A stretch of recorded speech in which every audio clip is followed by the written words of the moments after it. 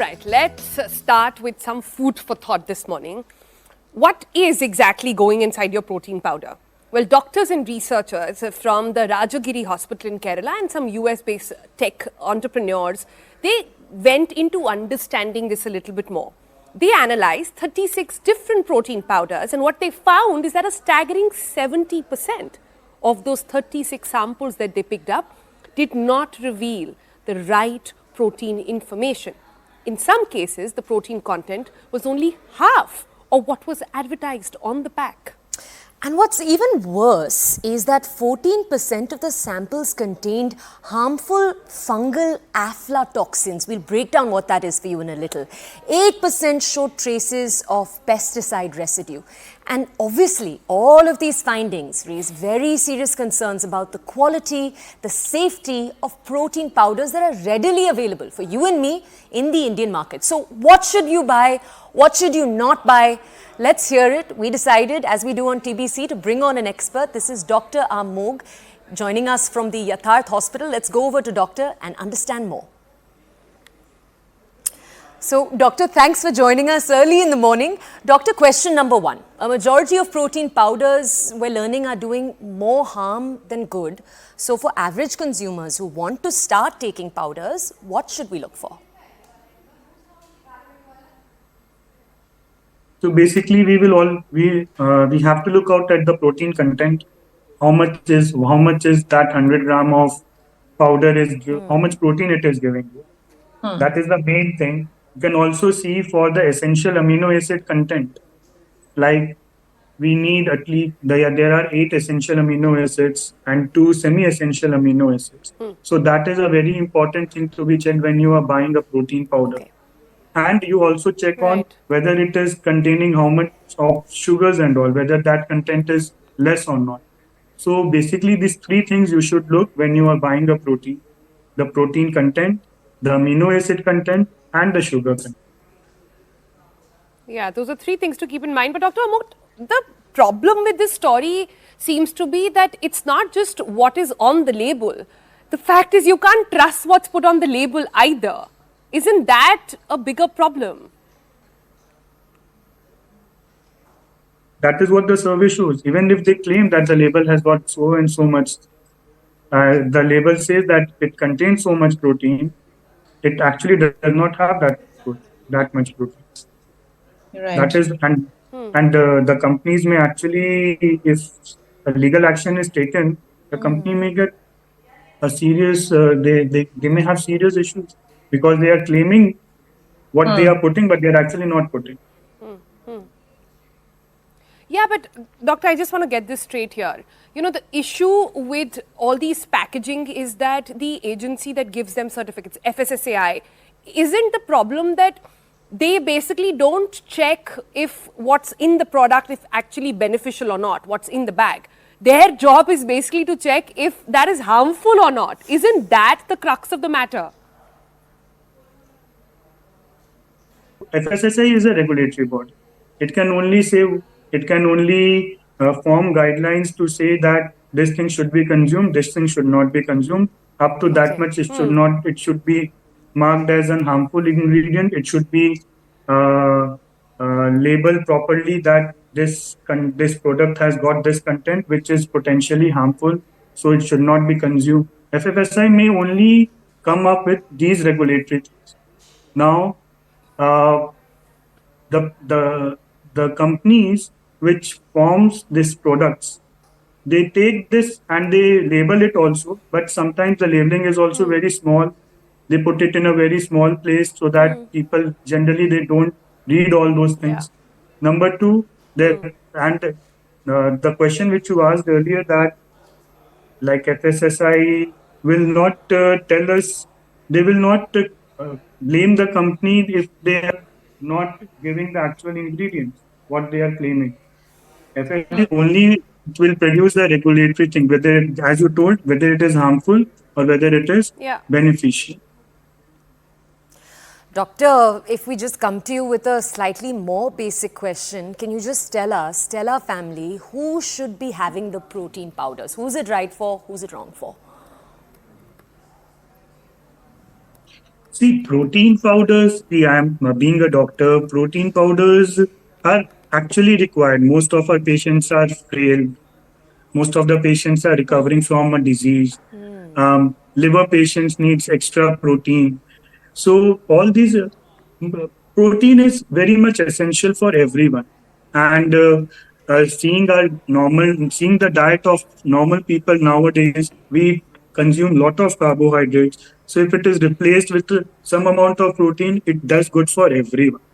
So I'm not saying that all protein powders are bad protein powders. They are some of them and most of them are good protein powders. The intention to have proteins are good only.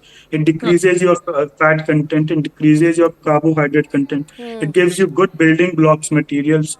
So it is a very good thing to eat. The only thing is it's packaged wrong in sometimes. That is wrong. You can have natural proteins, you can have plant based proteins, you can have animal based proteins. The only thing is when it is processed and packaged in a container, which sometimes can deceive you, that is an issue. Because they can contain Yeah. contaminants, they can contain some added thing Yeah. also which is not required. Okay, so doctor, you've actually touched on it right now. I don't want to scare our TBC family, but this question of contamination with heavy metals, what can this do to our bodies? So the powder, if they are contaminated with heavy metals, these heavy metals, whatever we are consuming, it comes out through our body either through liver or through kidney, and most of the things comes out through our liver only. And these heavy metals can actually cause so much issues with the liver. They can lead to liver diseases, liver failure also in few cases. Drug-induced liver injury is a very, very normal and common thing nowadays. Previously, we used to see with only some few drugs like tuberculosis drugs, HIV drugs. But nowadays, these supplements, either herbal supplements for any other diseases or protein supplements, sometimes Chinese supplements, these all are very known causes of liver diseases. Sometimes they can lead to chronic liver diseases. Too much of proteins, again, definitely leads to increase in uric acid. So people who are having too much of proteins may have hyperuricemia. The other thing is too much protein may lead to stone formation in some patients. And again, it can cause some nephritis. So all this acute problem can be solved. Okay. But again, it can lead to chronic kidney disease. Once anything becomes chronic, you have to live with it for your lifelong thing. Yeah. That is true, but doctor, what I really want to understand is that who do you trust then? You can't trust the label because it's not giving you the right ingredients, because it doesn't give you what it promises. You can't trust your gym bhaiya because he's obviously out there to sell you his own product. So who do you trust? Where do you go and find the right product?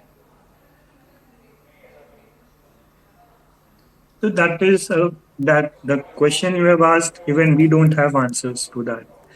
Generally, what I do is I always say that try to have more of natural proteins, try to have more of proteins which you can easily prepare yourself at your home.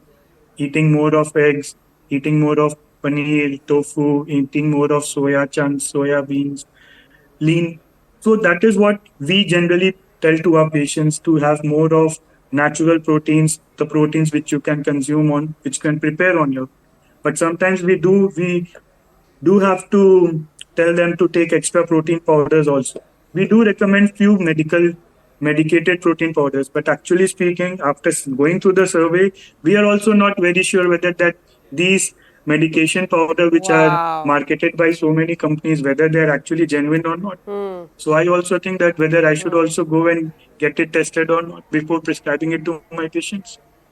So I stick it to my old things that okay, you take natural proteins, eat 4 eggs, drink 2 glass of milks, at least take 4 pieces or 5 pieces of paneer every day. That is what I tell nowadays. Okay.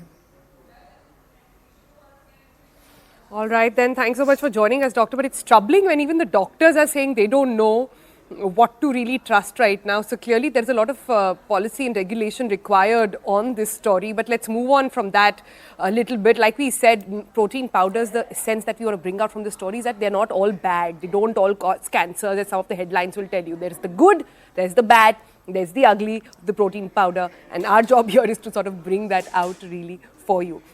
But let's move on from this for a little bit, and I'm sure one of the other takeaways from this story has been about how troubling it is to actually read labels. The truth be told, how many of us really, Toya, understand what labels are? How do we even know what these labels tell us? How many of us actually read them? So we thought we'll bring somebody in the studio who's made a career out of decoding labels and understanding what these labels really mean. He is very famous with the Janta, very infamous with some brands, I'm told. Sometimes they say that a person doesn't need an introduction, and you're right, Sonal. Our audiences possibly already know him, especially those of you that are active on Instagram.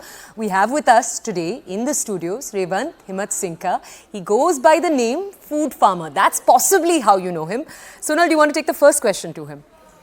Yes, Revant, thanks for speaking with us. I'm sure you will have a lot to say about food labels, but without getting into any controversy, since you are somebody who understands labels well, can you share tips with our viewers on what can be done? What is the right way to read the label? Is there some playbook that you have? So I'll give first of all, thanks for having me here. I'll give a few pointers. So the mistake most people make is they just look at the front of the package. The front of the package is purely marketing. It's like a resume. You would just say the best qualities you have, not all your qualities. So always turn around the pack and start reading the back of the label as well. The problem is when we turn around a food package and read the back, most of Indians, they just look at the MRP or the expiry date. And there's a funny line saying that the longer the expiry date, the longer our expiry date. So if the shorter our expiry date. So if their product has a very long expiry date, it just has too much preservatives, and as a result, not good for you. Exactly. Yeah. The longer the shelf life, shorter our shelf life. Yeah. That's the play. The most important thing I would ask all viewers is to start reading the ingredient list. And the way to do that is ingredient lists are listed in order of weight. So the first ingredient is the ingredient which is highest by volume, second followed by the second, followed by the third. So if sugar or maida is in the first 3 to 5 ingredients, you probably should not have it too often. The problem is that most of our biscuits today, they're all filled with sugar and maida. And even the biscuits which call themselves oat biscuits, they are also filled with maida. They have more maida than oats. So that's the thing. So always go in the order and try to find out that. So that's like one quick pointer. Yeah. I can keep going on, but Yeah, Revant can really keep going on, but that's a good tip to look at the shelf life, to look at ingredients, and also to sort of have some focus on some of the names I remember that you can't pronounce. A lot of them, we don't know what they mean really, right? So it's probably a chemical then. yeah. So another pointer is if you cannot pronounce the ingredient or if you don't understand what it means, in most cases, it's not good for you. Okay. And also another thing is the shorter the ingredient list, usually the better. For example, a peanut butter, the best peanut butters have only one ingredient, peanuts. An orange juice should have only one ingredient, oranges. Like it should not have sugar and 5 other preservatives mixed. So, Revant, you're basically breaking our hearts. We're sitting here in Delhi also and hearing you, and we're getting our heart broken. You're essentially saying stay away from anything yummy. But Revant, tell our audiences, what's the experience that got you started down this journey, this label reading journey? So I was trying to brainstorm also what is the fastest way to get the bulk of India to become healthier.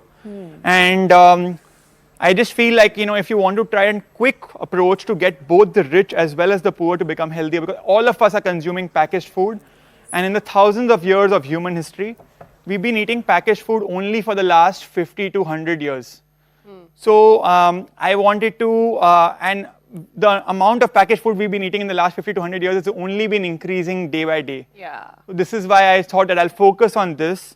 And most people, even the health conscious people, the people who go to the gyms, even they themselves don't know what to eat, what not to eat. So I thought this is a very important area to focus on.